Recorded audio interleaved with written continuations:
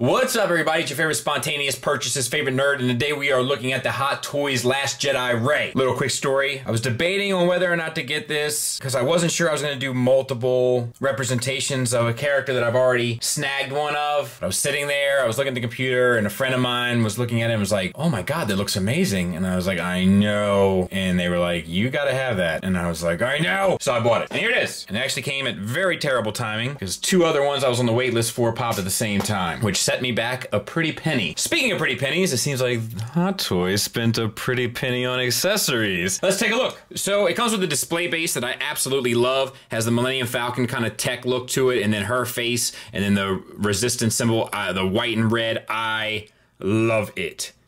Like capital L.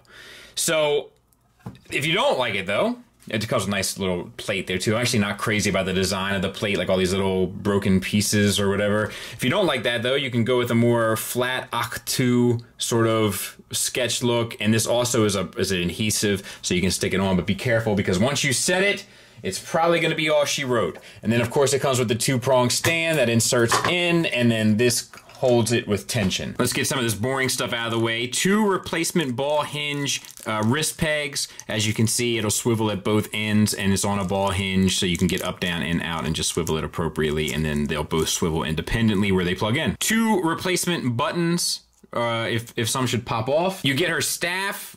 It's nice to have it. I have the one with the other one, but tons of detail. The accessories on Hot Toys are always done to the nines. You have the strap here. It is laced through the kind of tension belt there. You have the, you know, the C-clips basically here, and the D-rings that are on the staff itself. You have the wraps that are all sculpted. The staff is all sculpted top to bottom. It's all weathered, and the wraps are all painted and then dry brushed, and it looks like possibly even washed. So not much more you could ask for there. And she comes with her blaster.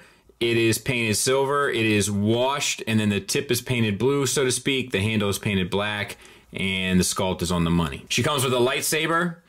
Silver down here, and then we have the black. We have a little couple details painted on the red, and these little things there on the handle, and then the translucent blue blade, which I think should have a white rod underneath to give it that luminescent look. But if you wanted to really light up your life, you can use this swap out arm. This is Velcro here. You just undo the Velcro to slide this on once you've included the batteries that they include with it. The wraps here are all weathered and such. We'll talk about those when we get to the figure. The lightsaber is done the same way. You do get a swivel at the wrist and a double jointed elbow, and then the bicep swivel.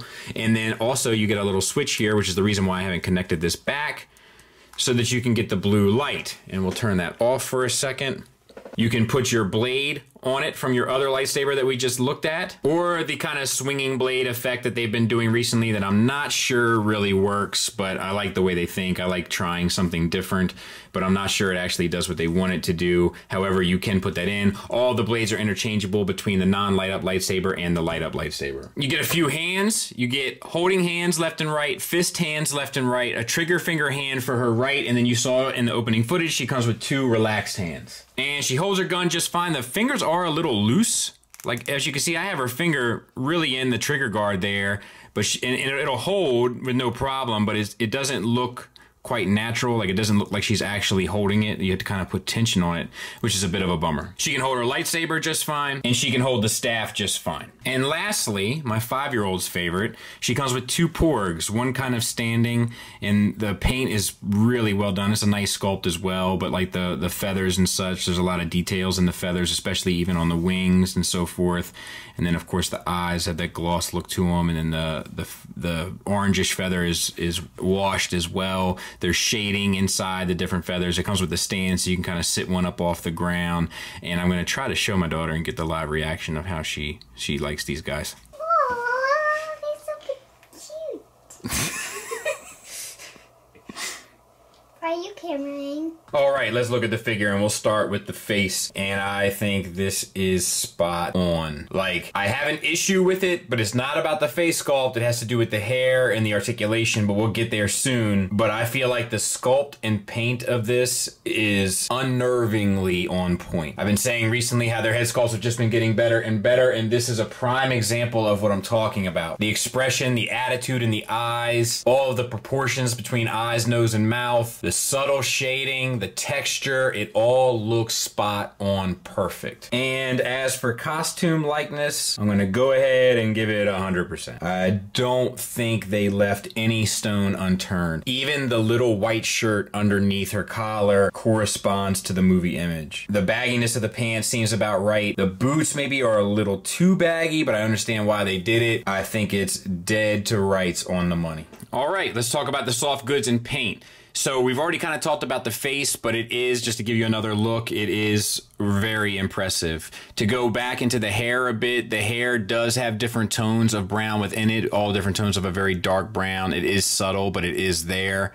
And then like the hairline and such, like the way the hair blends in, like with some of the lighter hair around the hairline, looks dead on. So good. The textures and stuff around the neck look good as well. All the paint, the subtle shading and such, and all of the skin looks spot on. No issues. No issues whatsoever. Paint-wise, you get a little bit more down here in the boots with kind of to give that worn look of the boots. So that works. And the same on the leather here. You get a little bit there to make it look a little extra worn. But yeah, I don't have any issues. The soft goods, I think the pants look like they have some weight to them. Like it's a nice fabric that they ended up choosing. I love all these little straps and stuff in the back of the boot. Like just that little fine detail stuff. Like I'm never going to see it, but I know it's there. All the buckles and such and all of the leather look good. The wraps look good. They're weathered as well to make them look old and worn. That works. This is a different material. This is a different material. This is a different material. That's a different material. Just adds to the layers and textures and depth of the figure. So I think that that all works well as well. Same for this wrap that goes across the abdomen.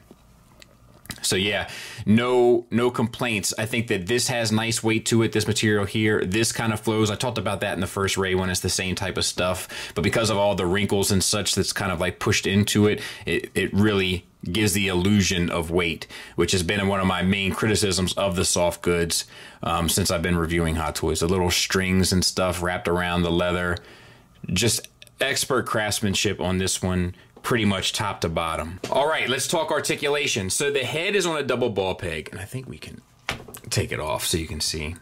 So it's a double ball peg there, and then inside the neck is a nut. I don't know if it might just be the way that that fits in, but you can see it's inside and it's a seamless neck, so it's a softer kind of plastic / rubber around here, and it'll move with it, which is nice and it looks good. So that all works well. The only problem is that the hair is, sculpted hard plastic. So you have a tendency not to be able to get a whole lot of use out of the top ball joint. So she almost perpetually looks like she's looking up more than you would like her to. It's not impossible to get her to look down at a decent angle, as you can see, but it puts a lot of pressure in on the soft goods, which gives away the suspension of disbelief. So that is my main complaint with this figure. Moving on. We have disc hinge shoulders. They plug into the chest on a ball peg that also gets you a little bit of a butterfly forward, a great deal back, so no issue there. You can get the arm all the way up to here. It does expose that joint a fair bit, but I don't think it's terrible. I think it's forgivable. You have a bicep swivel where this plugs into the upper arm, and then you have a double jointed elbow that gets you a great range. For the wrist, as we saw before, you have ball hinges, so you'll have no problem getting up, down, or in, out, because they swivel at both sides. Same for this side. You have a double jointed ball joint in the upper torso between the chest and the abdomen, and then another single from the abdomen into the pelvis.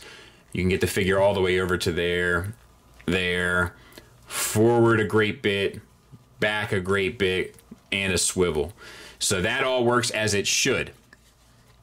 For the hips, I'm going to guess they're ball joints. Now these pants sit a little low, but we're going to try to push the crotch up, so to speak.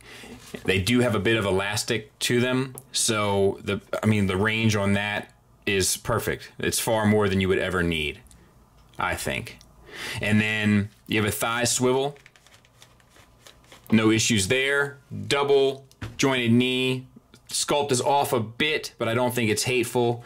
The ankles are on double ball pegs, so you get a swivel, you get a tilt up, a tilt down, and a rocker. A pretty impressive rocker too. So posing shouldn't be an issue. We'll see what we can come up with when we go. I did have this strap come loose, so be mindful of that. I'm gonna need to put a little dainty action on there, but there it goes. I might need to glue that. So that's a bit of a bummer too, so be careful of that. Final thoughts wise, let me talk about the negatives. They are as such. That belt does have a tendency to come undone. That's a bit of a bummer. The hair has a tendency to get in the way of articulation or to get the head attitude that you really want. You can get it, but it ends up taking an effect on the soft goods, which ends up making it look unrealistic. And my final complaint is the wraps on the arms, like as you manipulate the figure a whole lot, have a tendency to start coming a bit undone. Nothing that you can't fix on your own, but still something worth noting for sure. The positives far outweigh the negatives though. The soft goods work great. As you can see, the articulation is barely hindered at all. A little bit on that foot where I got that one porg sitting flying around. But for the most part, it doesn't get in the way one bit. The articulation, once again, for the most part, is there 90%. The sculpt, the paint, the attention to detail, the accessories, and don't forget the porgs, are all fantastic. It's definitely one of the better ones I've bought recently, and it's a strong recommend from me. So thanks for listening. Thanks for watching. Until next time, take care.